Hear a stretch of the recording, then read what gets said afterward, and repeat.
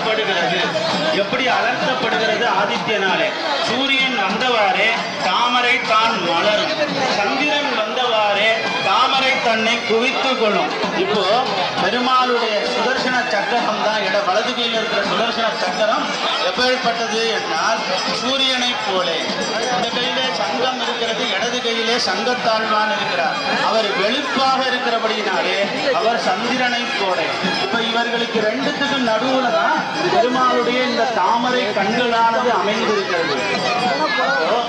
பெருமாளுடைய வலது கையை பெருமாளுடைய கண்கள் பார்த்தால் சூரியனை பார்த்த தாமரையை போலே மலருகிறது. பெருமாளுடைய இடது கையிலே தான் இருக்கிற அந்த பெருமாளுடைய அந்த சங்கத்தாழ்வானை தான் பார்த்தாரே ஆனால், பெருமாளுடைய திருக்கண்கள் பார்த்ததே ஆனால், சந்திரனுடைய குளிர்ச்சி பட்டவாறே கண்கள் எப்படி குளிர்ந்து கொள்ளுமோ அதே போல குளிர்ந்து கொள்ளுகிறதா. அப்படி சந்திர சூரியர்களுக்கு ஒத்தாற்போல் இருக்கிற சங்கத்தாழ்வானும் சக்கரத்தாழ்வாரையும் பெருமாள் குடிச்சிருக்கிறபடினாலே தாமரை கண்களையும் கூடவே சேர்த்து சேர்த்து ஆழ்வார்கள் அனுபவிக்கிறார்கள். அப்படி அனுபவித்த ஒரு ஆச்சரியமான திவ்ய தேசம் தான் இந்த தென்திருப்பேரை எம்பெருமான். வேத ஒளியும் விழா